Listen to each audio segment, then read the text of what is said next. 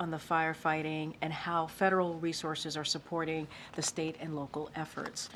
Local, state, and federal firefighters continue their fire suppression and containment efforts across Los Angeles.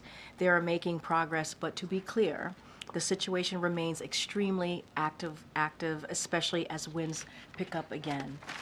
These firefighters and other emergency personnel are heroes. Many have lost their own homes and belongings and are working day and night to protect communities that remain at risk. At the President's direction, hundreds of federal personnel, including aerial and ground support, are in California to assist with firefighting efforts and to help communities. Hundreds of firefighters from neighboring states, including Arizona, Oregon, Washington, Utah, Colorado, Idaho, New Mexico, and Texas, have also traveled to Los Angeles to help.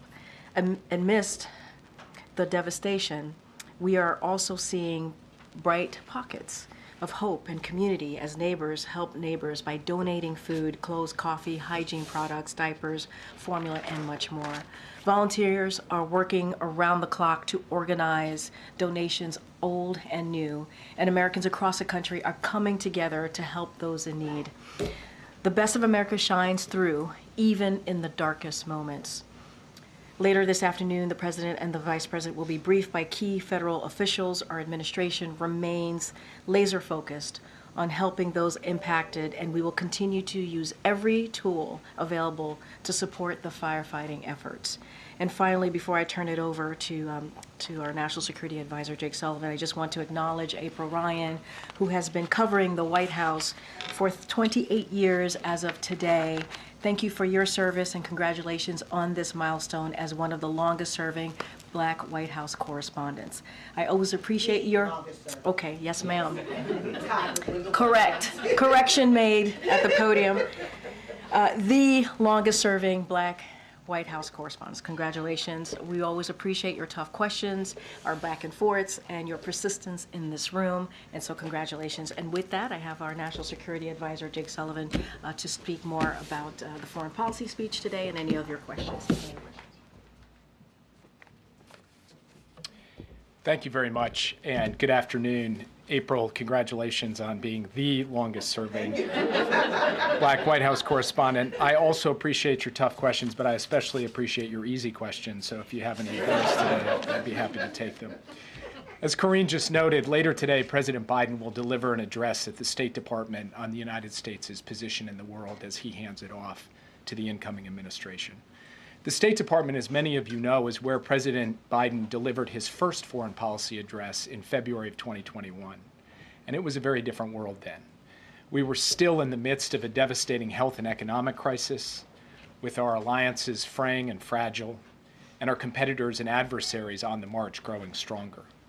And the President spoke at that time about the urgency of meeting the challenges of this world in a period of profound transition and change. The post-Cold War era had ended. The United States was in a contest for what comes next, economically, technologically, and with respect to our values and vision for the world. A time of change and transition like that has brought geopolitical turbulence, technological disruption, the pressures of an energy transition, and more. We've had a lot thrown at us. But as we pass the baton to our successor, the President will report with confidence that America is winning that contest for the future. If you look around the world today and you ask the question, which country is the most dynamic and innovative, the most attractive to partners and friends, the most capable of marshaling solutions to the big challenges we face, who's leading the world in technology, who's had the strongest economic recovery? The answer to all of these questions is clear, indisputable, and the same. It's the United States of America. So in his address this afternoon, you'll hear the President lay this out. And basically, it boils down to a series of simple questions. Are our alliances stronger? Yes. Are our adversaries weaker and under greater pressure, even as they align more closely? Yes. Did we improve our strategic position in the long-term competition with China? And did we do so while stabilizing the relationship so that we're not tipping over into conflict? Yes. Did we begin to reverse a long-term trend and revitalize our defense industrial base and diversify our supply chains for critical goods? Yes. Did we strengthen the engines of American economic and technological power? Yes. And did we do all of that while keeping America out of war? Yes. The president fundamentally delivered on his promise to invest in America, including in our manufacturing base to produce the world's most advanced semiconductors and other strategic technologies. In fact, our cutting-edge technologies, AI, biotech, quantum, and others, are the envy of the world. When the president took office, many of you were writing that China's economy was on track to surpass America's economy by the end of the decade or shortly thereafter. Now, on current course and speed, they're unlikely to ever surpass us. America's alliances, meanwhile, have actually never been stronger in Europe and in Asia. NATO is bigger, more unified, and our allies are stepping up to pay their fair share. Our Asian alliances are more robust and now more tightly linked than at any point in history. Russia tried to conquer Ukraine, to wipe it off the map. But thanks to Ukrainian bravery and our support, Russian forces are bogged down in Ukraine at enormous cost with over 700,000 casualties in the war.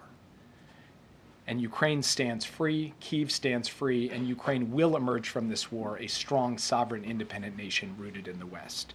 This has been made possible by the unity of the alliance that President Biden built and rallied, and a massive effort led by the United States on a scale not seen since the Second World War to equip a partner with the military capability it needed to defend itself against a brutal invasion by a much bigger neighbor. Even as we competed fiercely with China, the president actually opened and deepened diplomatic channels with Beijing, including new military-to-military channels that help us manage this competition and prevent it from veering into confrontation or conflict. In the Middle East, we've stood in defense of our friends and we've stood up to our enemies. We built and acted alongside an unprecedented coalition to directly defend Israel in the face of Iranian aggression. Iran is now at the weakest point since 1979. There is a ceasefire in Lebanon and the possibility of a new political future with a new president. Russia and Iran's lackey in Syria, Assad, is gone. And we are now at a pivotal point in the negotiations for a hostage deal and ceasefire in Gaza. The president spoke with Prime Minister Netanyahu yesterday and just got off the phone with the Emir of Qatar. He'll be speaking soon also with President Sisi of Egypt. We are close to a deal, and it can get done this week. I'm not making a promise or a prediction, but it is there for the taking, and we are going to work to make it happen. Now, there are serious and ongoing challenges in the world. The Houthis continue to represent a clear and present danger. ISIS is trying to use the fall of Assad to regenerate after years of sustained pressure and the degradation of its networks. North Korea remains the same menace it has been for many years across many administrations. China's cyber attacks are a continuing threat, and more. But we have the capacity and the wherewithal and the friends and allies to meet these challenges. Finally, there are also important initiatives that the next team should carry forward, in our view, that have a strong bipartisan foundation in order to cement America's position of strength in the world and our current lead in key areas. The work we've started to revitalize our defense industrial base, the steps we've taken to protect America's foundational technologies from being used against us by our competitors, the major global infrastructure initiative that provides a long-term alternative to China's Belt and Road. Suffice it to say, it's been an action-packed 4 years. But if you take stock of where America stands today, I believe deeply that the incoming administration is starting with a very strong hand. So as we pass the baton, we are doing so, thanks to the leadership of President Biden and his team, from a position of profound American confidence and capacity. And when you look around the world, there is no other country that has what we have to bring to both the competition we face and the challenges we need to marshal the world to help solve. And with that, I'd be happy to take your questions. Yeah. Thanks for doing this, Jake. With regard to the hostages in Gaza, what is it that you've been able to make progress on that makes you feel more confident? And what is it that you still need to figure out how to address to get that deal finalized this week? Well, to answer that question, let me just take a step back. President Biden laid out a framework for a ceasefire and hostage deal last June. That framework was endorsed by the UN Security Council and remains the operative framework for a ceasefire and hostage deal in Gaza. It is the deal that the parties right now are working off of to try to close. So that broad framework includes the phases, it includes prisoner exchange for hostages, it includes a surge of humanitarian assistance once the guns go quiet, which we will be able to move trucks much more rapidly. Since June, we've had multiple efforts to close the deal. We've come close and haven't been able to get across the line. There have been some details, particularly around the formulas with respect to prisoner releases, formulas around the exact disposition of Israeli forces, and other things along those lines. Those details we have been hammering away at week after week, month after month. And now, in the last period, just over the course of the last several weeks, we have accelerated that effort to try to bring this to a close. I was in Israel in December, and then I was in Qatar and Egypt, and I met with the leaders of all three countries, basically to try to help put this on a track to get it across the line. President Biden sent Brett McGurk out to Qatar more than a week ago. He has been camped out in Doha, day in, day out, 24 hours a day, working to tighten up these details and try to get this done. We have also coordinated very closely with the incoming administration to present a united message to all the parties, which says it is in the American national security interest, regardless of party, regardless of outgoing or incoming administration, to get this deal done as fast as possible. And now we think those details are on the brink of being fully hammered out, and the parties are right on the cusp of being able to close this deal. Whether or not we go from where we are now to actually closing it, the hours and days ahead will tell. But I believe it is there for the taking, and we're going to do everything we can to push it to get it across the line. Yeah. Thanks, Jake. Historians one day will write the history of the Biden foreign policy and probably end up summarizing it in 2 to 3 sentences.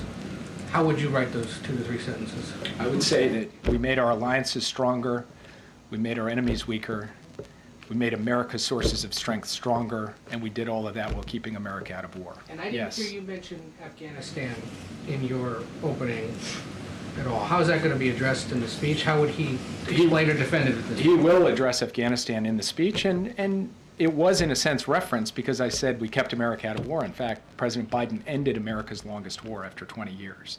It had been passed from president to president, sending American men and women to fight and die in a foreign land year after year after year. President Biden was not going to hand that off, and he believes that history will judge his decision to end that war as being the right decision for the United States, that America is better off today, that we are not entering now our 25th year of war, of Americans fighting and dying, of billions and billions of dollars spent in Afghanistan. And what we have been able to do instead is refocus that effort and energy and attention on the challenges of the future. Now, when you end a war after 20 years, with all of the decisions that have piled up over that time, there are going to be challenges and difficulties, and there were challenges and difficulties in the period of the drawdown. But people predicted once we left Afghanistan, it would harm our alliances. Our alliances are at historic highs. They predicted that we would have a safe haven in Afghanistan for plotting terrorist attacks against the American homeland. Terrorism remains a very real concern, but President Biden pointed out before he pulled out that it's a more diffuse and metastasized threat, including the kind of homegrown violent extremism that we saw on display in New Orleans in January. In fact, over the course of these 4 years, we have seen President Biden, that was the first terrorist attack that has happened on American soil. It was not connected to Afghanistan as far as we know. It was connected to inspiration from ISIS. And so President Biden believes that the decision he took has left America in a profoundly stronger position, and he will explain in his speech today why he thinks that's the case. Yeah. Can you talk at all about this unified U.S. approach between your administration and the incoming? And 40 plus years ago, when President Reagan took over, there was this perception that there had been an intention to deny President Carter the announcement of the U.S. hostages. These are different times, different circumstances, but were there lessons from that or a different approach to try to avoid that kind of a repeat? What is the unity? So I don't think that that was primarily the thing on President Biden's mind when he directed us to start working intensively with the incoming administration. What was on his mind is we're in this period of change and transition, and we can't have anything miss between the cup and the lip in the handoff between our administration and the incoming administration. So he told us, he told me, sit down with your successor as soon as you possibly can and start working through and mapping out what they need to know and how we can work together in this period of transition to put ourselves in the best position possible. And in fact, we've seen in the context of the Middle East that we have coordinated on common messaging around the ceasefire in Lebanon. And we are coordinated, very closely coordinated, including with Steve Witkoff and Brett McGurk, around trying to bring this hostage deal to a close. And it's because there is a spirit being brought to this work which says these are not partisan issues. These are American national security issues. And it's the kind of spirit that President Biden has brought to this job from the very beginning, that set the politics aside, do what's right for the country, and have our team work with the incoming team in that regard. And I have to say, our coordination thus far, the engagement we've had, it's been professional, it's been deep and substantive. And yes, we disagree on a lot of things. And I'm sure that in the months ahead, I'll have my share of criticisms, just as Mike Waltz has had his share of criticisms of me. And this is not about us seeing everything exactly the same way or coming at things from the same perspective. But it is about a shared view that a time of transition is a time of risk, and that it is critical that we close ranks as Americans to say, no one can take advantage of us, but we will try to take advantage of every opportunity available to us in this critical period. Yeah. Are there any assurances in the latest iteration of what's being discussed in this hostage and ceasefire deal? Are there assurances that the Americans who are alive will be released as part of this phase of releases? So obviously we have been focused on ensuring that all of the Americans ultimately come home. That is part of the objective that President Biden set forth. It is part of the phases of this hostage deal that all of the Americans come home. Now, what they are working through and hammering out are the details of the precise sequencing of people coming out over the course of weeks and months of this deal. That's getting hammered out as one of the final details. But So would they be in the first phase? So, like I said, the details of how exactly this is going to play out are being hammered out in the end game, and I can't report to you exactly how it will play with each of the Americans. Yeah. Jake, thanks for being here. So just real quickly on the Gaza hostage situation, how many of the 98 hostages that are still held are believed to be alive? All 98? I have to refer you to the Israelis, who have been taking the lead in terms of characterizing their best assessment, which is combined with our best assessment of the answer to that question. We have a good sense, we believe, with respect to the Americans, but in terms of that broader universe, particularly the Israeli hostages, they'd be in the best position to answer your question. That's right, Jake. Yeah. I just wanted to ask you another question that has to do with the timing and the sequencing of some of the things that the administration has been announcing. We've seen oil prices jump as a result of the tightened sanctions. Was there any, and then we've got other things happening now, sort of new restrictions on AI and chips that are all coming in the kind of final days of this administration. Can you say a word to your thinking about the timing, and then also, whether you expect from where you sit right now that oil prices are going to stay high and that American consumers will sort of bear the brunt of that decision? Well, first, remember that when the Ukraine war started in those early months in 2022, oil prices spiked way above $100. The price environment for us to put sanctions on Russia's oil sector at that time would have meant a really significant hit to the American pocketbook and the American consumer. The price environment today is profoundly different. You said spiked. Actually, oil prices today are significantly lower than they have been over an average in the past few years. So actually, we have just a fundamentally different price environment, and that is the reason for why now.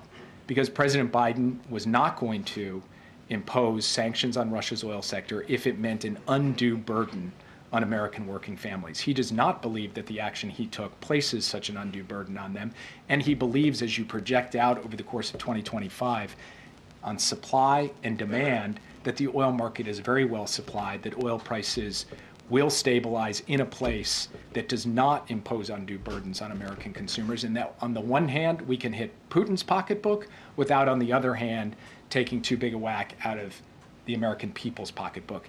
That was not an opportunity available to us 1 year ago. It is now an opportunity available to us, and that is why the president took this decision. The other point that I would make is that the new team is setting up for a negotiation.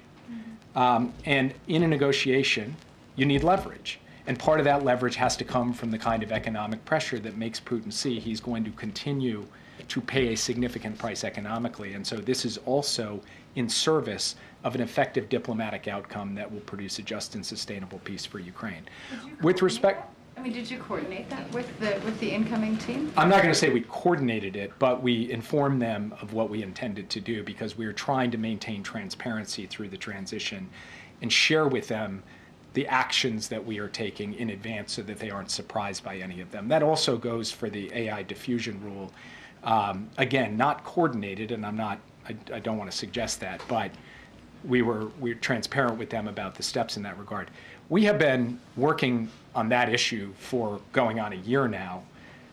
It is a complicated question because we're trying to strike the right balance between ensuring that the frontier of AI stays in the United States of America and our close allies, while also ensuring that the rest of the world can benefit from AI and get the hardware that they need to power AI applications going forward. So that balance required a huge amount of work and back and forth and many principals meetings, conversations with the president. It ultimately came together towards the end, but we've been telegraphing for some time that this rule was coming, and the key for us was making sure that we had it in place. But we also set up a 120-day comment period so that we're not putting the next administration in a position where they immediately have to start moving out. They can take comments and they can make judgments at that point about what the best way forward is. We think this is, in a bipartisan spirit, the way to best preserve and protect America's lead when it comes to artificial intelligence. Yeah. Thanks. Jake, I have 2 questions. First, can I go back to something Josh asked at the outset, which is why you all believe that this ceasefire deal is sort of near its ending point, near the finish line. Can you offer some additional specificity about what has changed? Because I feel that we have heard you all express a level of optimism many times at various points over these last several months. I'd have to go back and check the record about my level of optimism, at least in recent months, because in fairness to your question, there has been a little bit of a Lucy in the football quality where we thought we got really close and then it just didn't happen. But I haven't stood at this podium and said anything particularly optimistic about a hostage deal in quite some time, and that's because we haven't been in the position that I think we are in today. Why is that? It's because the gaps have fundamentally narrowed on the key issues. The formulas over prisoner exchanges, the formulas over the details of how Israel's forces will be postured in their pullback in the Gaza Strip, the details over how to conduct the humanitarian surge in the wake of the guns going silent. These things now, on paper, the gaps between the two sides are slowly getting removed one by one, and issues are closing. I think there's a couple of reasons for why this is happening, the biggest one of which is that Israel has achieved its substantial military objectives in Gaza, and Hamas has suffered catastrophic losses, military losses over the course of the conflict. And when you put those two factors together, we believe that the time is ripe to get a deal and to have it close. And our hope is that it will happen here in the near term. Now, I cannot predict you it will. I cannot promise you it will. And, if in 5 days it hasn't happened, I will be the person who is probably least shocked by that. But I think there's a good chance we can close this. And I think because of that good chance, we have to use every ounce of our diplomatic effort to try to get it across the finish line, because that would be good for everyone. And it's also profoundly in the national interest of this country. Yeah. Thanks, Jake. How do you view Donald Trump's re-election in the context of President Biden's foreign policy legacy? And how, in your view, is it not a rejection by voters of the Biden administration's both worldview and its robust engagement with multilateral institutions, which by your own admission has been a cornerstone of President Biden's presidency? Look, I'll leave it to others to judge the reasons for why the election went the way it did. I'm not in a good position to be a political pundit up here, but I do not believe that the evidence bears out that foreign policy or questions of multilateralism were the central driving issue in the outcome of the election. American people are complex beings, human beings. We're all complex beings. So we can think one thing about inflation and another thing about alliances. And a vote doesn't mean that it's a rejection of everything President Biden has done by any stretch of the imagination. So there will be time for us to sort all of that out. President Trump will make his own decisions about how he wants to pursue his foreign policy. The question for us is, are we putting him in the best possible position where the United States is actually standing with confidence and capacity in the world? And I think if you look at the health of our alliances, you look at the fact that we are not bogged down in war, you look at the state of our competitors and adversaries, and then you look at these fundamental underlying sources of strength. I mean, whether it's in manufacturing or it's in technology or the reversal of the slide in our defense industrial base, these are the things we can give to the incoming team.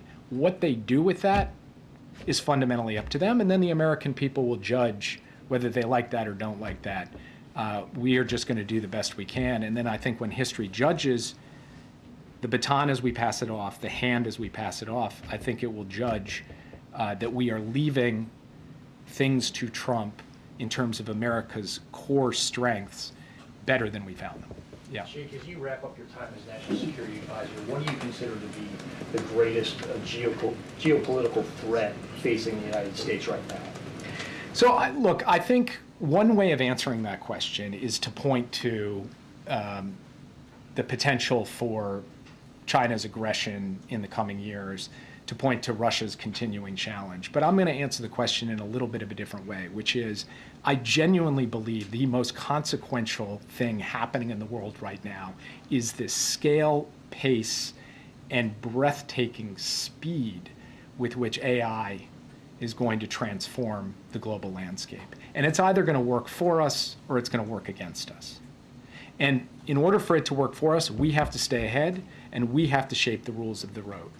Biden administration put forward the first international set of standards on artificial intelligence codified by the UN General Assembly. There's more work to be done on that front. The Biden administration has made the investments to ensure we have the lead in AI right now. But if it's China, not the United States, determining the future of AI on the planet, I think that is, the stakes of that are just profound.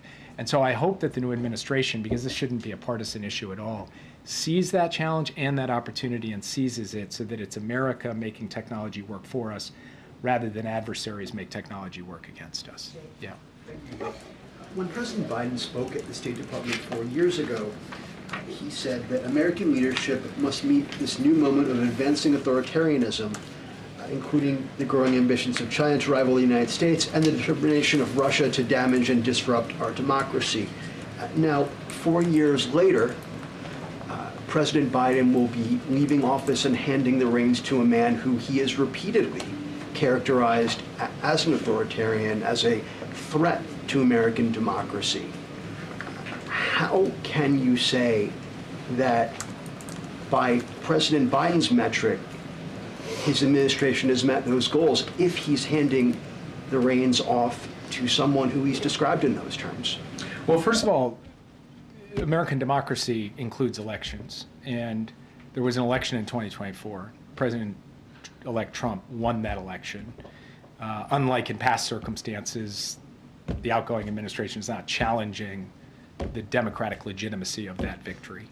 President-elect Trump won the election. So that's point one. Point two, you mentioned China and Russia.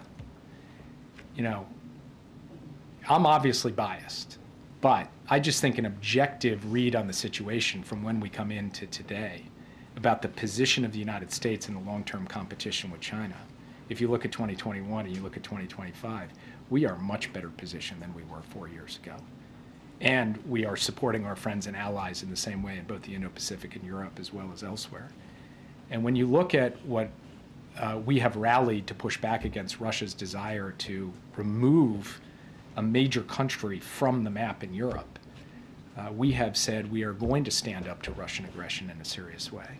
Now, what comes in the period ahead with respect to America's democratic institutions, the choices of the incoming team, we will have to see. I can't judge that in advance. All I can say again is what we are giving that team and what there is to be able to work with. And that's what the president will reflect on today. One follow-up. AP reported recently that the incoming team under Representative Walz is asking career civil servants, detailees, who they voted for in the last election. Is that an appropriate question that civil servants should be asked? I have not heard that directly from Mike Waltz or from anyone on the incoming team, so I'm not going to answer what seems to be speculation in the media. What I will tell you is this, and I mean this from the bottom of my heart. The National Security Council staff is made up of career professionals by and large. There's a small number of political appointees who will leave when this administration leaves. But the overwhelming majority of the NSC staff are career professionals from the Defense Department, the intelligence community, the State Department, the Energy Department, the Department of Homeland Security, across the board. These are patriots. They are people dedicated to the national interests of this country, and they have served without fear or favor for both Democratic and Republican administrations. And many of them have raised their hands to say, I'm ready to stay and keep serving.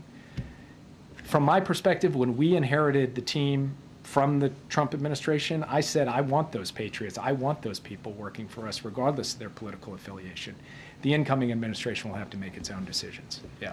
Jake, going back to AI and a couple other questions, as you're saying that it's a huge national security issue, is there a concern about how it does not, AI is, on the national security front, is not accurately depicting or scanning people of color, because we are understanding civil rights groups are very upset about that, how it's misidentifying. Is that a concern with national security as well? Yes, it is, of course. It's if you think about the series of concerns that are raised by the advent of artificial intelligence, they range across economic, military, and social risks. One of those is bias.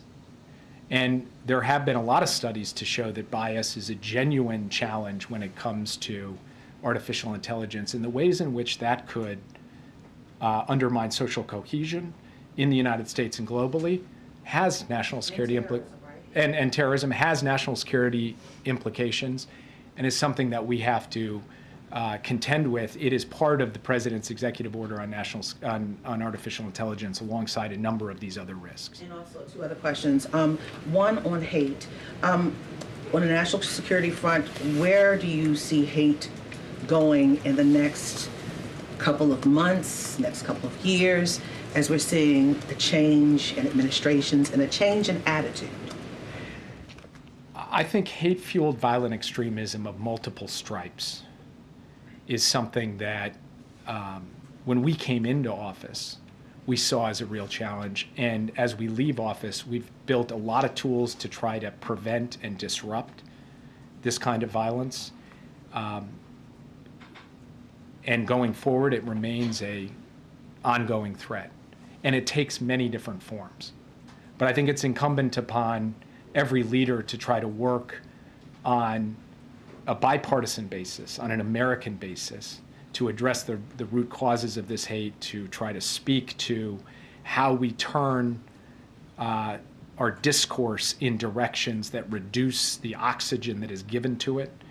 And that's something that when I leave government, I will personally try to contribute to lowering the temperature and to increasing the degree to which people feel that they have a place and do not need to turn to this kind of violence to express themselves. And lastly, sub-Saharan Africa has a large piece of national security connected to it. During the first term of then President Donald Trump, Africa was not on the page. Do you believe that Africa needs to be on the forefront for, when it comes to national security, for the incoming administration? Absolutely, yes. And I will say that in my conversations with my successor, one of the things that he's asked a lot of questions about are the investments in infrastructure, physical, digital, energy infrastructure in Africa, the high standard investments we've tried to stimulate and that have gotten bipartisan support from the Congress. He's asked a lot of questions about how to carry that forward. So my hope is that, in fact, just given the sheer significance and stakes at play with respect to the African continent over the coming years, that is a priority for the incoming administration. I'll take one more. Yeah. Thank you. Our office in Jerusalem is reporting that the hostage deal is imminent, and actually President Trump might go and get the American hostages on his plane. Do you believe that the threat by him of turning the Middle East into an open hell has pushed both Hamas and the Israeli government to deliver this? And second, what's your reaction to the election of Lebanon's new prime minister, who's anti-Hezbollah, but also he's a judge on the ICJ that opened a case against Israel for crimes against humanity and war crimes? So on the second question, President Biden had a good conversation with the new Lebanese president, President Aoun. I believe there's a huge opportunity for Lebanon to turn this ceasefire and the degradation of Hezbollah into a new chapter for Lebanon that is brighter and built not on terrorism but on the future. President Aoun has made his selection of a prime minister. Now it's up to the parliament in Lebanon to take that forward. I'm not going to comment here today on the particular selection other than to say that we believe President Aoun can steward a new chapter for Lebanon, and he's making his selections of who will be a good partner for him in that regard. With respect to the question about President Trump and his comments, you know, he's talked about all hell to pay, all hell breaking loose and so forth. One thing I would observe is that if you're Hamas, all hell has been breaking loose on you for 14 months. The Israelis have destroyed their military formations, taken out their top leadership, removed their military capabilities in, you know, significant dimensions. So the Israelis have not been holding back when it comes to going after Hamas, and I'm not quite sure what it would mean to add further military pressure to Hamas beyond what has already happened. But I do believe that the consequence of all of that degradation is that we are finally at the point, both from Israel's perspective and Hamas's perspective, where a deal could come together. And then deadlines matter. And trying to drive to do this towards the end of the Biden administration is focusing the minds of people. And we are coordinating closely with the incoming administration to make maximum use of this particular period to get this thing done. So I'll leave it there. I just will say one last word, which is, I hope this is my last time at this podium, at least for a little while. I don't mean that in a negative sense. I mean, the only thing that would bring me back is an unexpected event in the next few days, which, as you all know, is totally possible given everything you've seen over the course of the past years. But if it is, in fact, my last time before you, I just want to say thank you for what you guys do every day. Thank you for putting up with me. It's been an honor to be able to really try to illuminate these issues through tough probing and penetrating questioning. And can't say I've always enjoyed every moment up here, but I certainly have been privileged to be able to do it. So thank you guys very much. We appreciate you coming. Thank you. People clapping in the back. Thank you, Jake. Thank you for your service, and it's truly been an honor to serve in this administration with you. I wanted to give Jake as much time as possible. We do not have a lot of time because, as you know, the president is going to be heading out to the State Department to give his final speech on the foreign policy. So trying to figure out what's the best thing to do here. I can take a couple questions, but we are going to have to end in about, yeah, okay. I apologize for that. Okay, Josh, good to see you. Good to see you. Hopefully it's not my last time to see you at the podium. We can do a separate briefing later. Okay. Don't put anything out there, please. Some Republicans are saying Yeah. that wildfire aid should be tied to increasing the debt ceiling. What does the administration make of that, and what are the plans for continuity for people that are wondering about what the next week could hold for them? Yeah, so look, I'm not going to get into these hypotheticals and potentials of policies and what's going to happen moving forward. We are very much focused on what's happening on the ground, helping local and state officials, and certainly we see what the brave firefighters are doing to trying to contain these wildfires, protecting lives and property, and it has been just amazing to watch this certainly unprecedented event. And so what we're going to do on the federal level, as you've heard this president, we've read out calls that he's done, briefings that he's done. You've seen him in person, take questions from your colleagues about the federal response here. And what we want to do is ensure that we provide every resource available to firefighters, to first responders. And so we will, our commitment right now is to continue to support the communities on the ground through different disaster assistant programs and federal government that the federal government could certainly provide. And so that's our focus. Not going to get into what it could look like down the road. What we want to do is make sure that we are dealing with this unprecedented, horrific, catastrophic moment that we're seeing Southern California having to deal with. And we are very appreciative of firefighters, first responders, and obviously the community that we're seeing on the ground is certainly heartwarming. Hi. Thank you, Karine. If I don't see you again in the briefing, thank you for always. You could have stopped taking the hard questions years ago, and you didn't. So we appreciate that. Over 2 years, my friend. This is let's say one last dance, right? I don't know how I'm going to fill my dance card now. How will I fill that void without you? You tell me. You tell me. So start some rumors in here, I guess. He's getting red too. Look at him. So a week from now, it's all over. Yes. Between next Monday and 2028. 2028? Who's the leader of the Democratic Party? Oh my goodness, wow. That is, honestly, that is for people much smarter than I to make that assessment, that decision. Obviously, voters will decide. That is not something for me to decide. I could say right now, in this moment, in this room, as I'm looking at the clock as it's counting down, because we have to leave shortly, you have the President Joe Biden, who is obviously the president and the leader of the Democratic Party. I do not have I cannot predict the future, so that is not something that I'm going to do from here. So, no leader of the party. That's not what I said. Well, it's not President Biden, and it's Oh not my gosh, Vice President. I'm regretting this right now. Regretting all of this. It's nobody. That's not what I said. I said that you asked me about what's the 2028 going to look like between now and 2028. I can't, or post obviously this president's tenure. That's not for me to decide. That's not for me to speak to. I could only speak about the here and now, and that's why I appreciate this job and what I'm doing right now.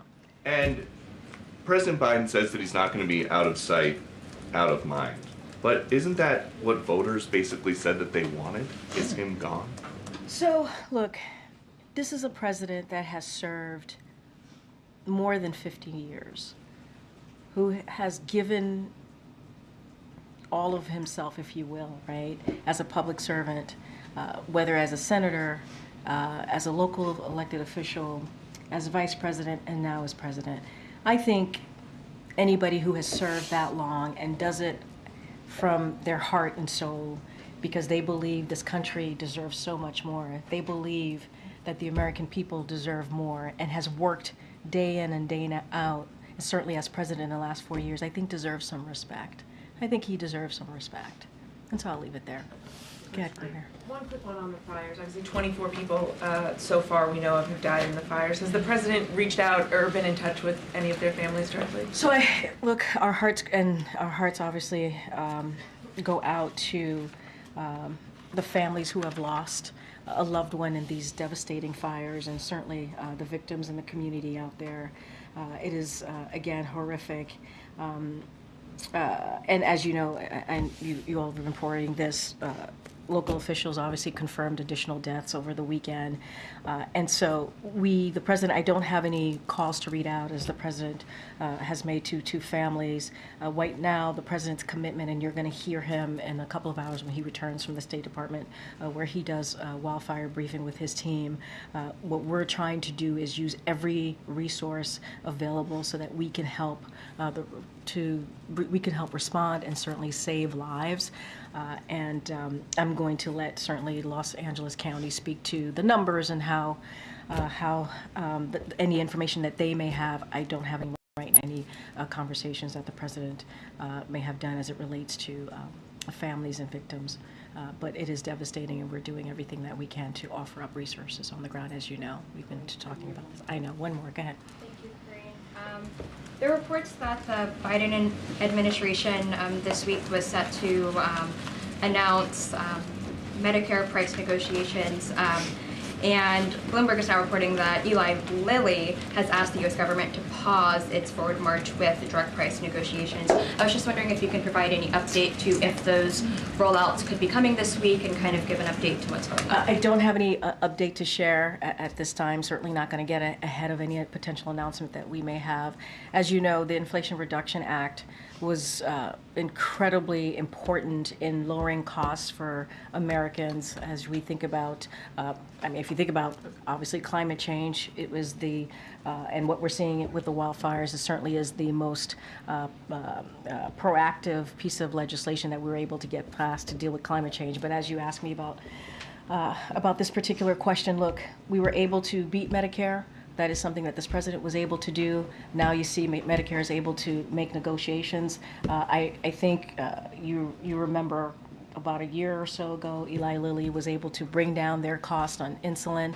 A lot of that was because of what this president did on capping insulin for seniors, which makes a big deal, is a life-changing effort for seniors. And so, look.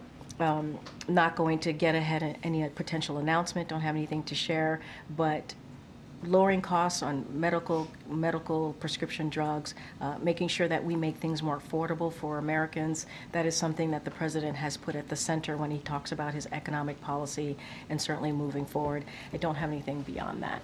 Guys, I will see you. I'll be back. I'll be seeing you. There's been a lot of disinformation and misinformation about the response to the California fires. In the case of the hurricanes Helene and Milton, there was some finding that Chinese and other foreign countries were amplifying messages, or do you have any evidence of that? So I don't have any evidence to share with you on that piece, but what I will say about misinformation and disinformation, it is incredibly dangerous, as we all know, as we're trying to provide resources, as we're trying to, folks on the ground, local officials are trying to make sure that they're keeping people safe who are dealing with this wildfires. It gets in the way of that. It puts people's lives in danger. And so certainly we're going to continue to call that out, and it is something that needs to stop. As far as if any entity, countries that are behind that, I can't speak to that at this time, but certainly we need to continue to call out the misinformation, disinformation. It is dangerous. It puts people's lives at risk, and it needs to stop.